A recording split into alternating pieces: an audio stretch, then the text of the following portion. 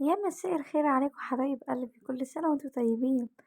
جاية النهاردة بقى اقول لكم هنعمل الفول في البيت وبكل نظافة. وعايزة اقول لكم بصوا ما شاء الله الكيس مليان ازاي. عايزة اقول لكم انت عمرك ما هتجيبي الكيس دوت من بره اقل من 10 15 جنيه. هقول لكم بقى احنا هنعمل ايه، حاجة سهلة وسريعة جدا. بصوا انا كان معايا فول كده. بصوا انا كنت غسلاه كويس وكنت نقعاه زي ما انتم شايفين كده، وغيرت المية، قعدت يوم في المية.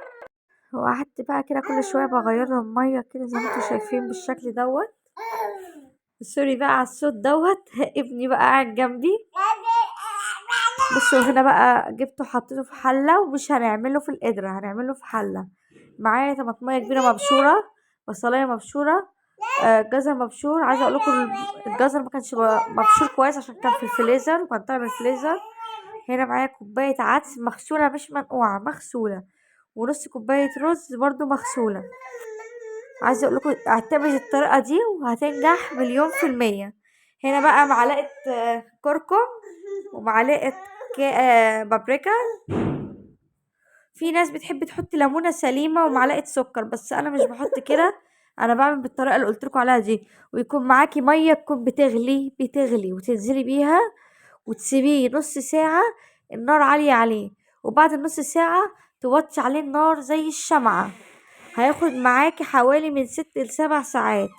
كده بقى كنت بوريكم ان هو خلاص قرب يخلص. هنا معايا معلقة نشا كبير دوبتها في شوية مية، ونزلت على الفول بتاعي وقلبتها، سبتها يجي ربع ساعة كده. عايزة اقولكم ان كده الفول قرب خلاص، قرب يستوي. بصوا عملت الحلة دي كلها، طلعت معايا 9 اكياس كبار ما شاء الله اللهم بارك. الكيس كبير، الكيس مش صغير. فحاجة في البيت انتي عاملاها بنظافة. انا عايزة اقولك ان بتوع الفول في المحلات ما بياكلوش الفول بتاعهم، ما بياكلوهوش لانه بيحطوا فيه مادة عشان يستوي بسرعة، وحاجة عشان تتقله. فدي حاجة انتي عاملاها في بيتك، انتي عارفة انتي عاملة ايه بنظافة وواثقة من حاجتك. وكل سنة وانتم طيبين. استنوا مني بقى طريقة الطعمية. هنعمل الطعمية في البيت. بصوا ما شاء الله الكيس كبير على فكرة يا جماعة. انا عايزة اقولكم الأكياس دي مش اكياس فول اصلا، يعني اكياس كبيرة كانت متوفرة عندي فانا حطيت فيها.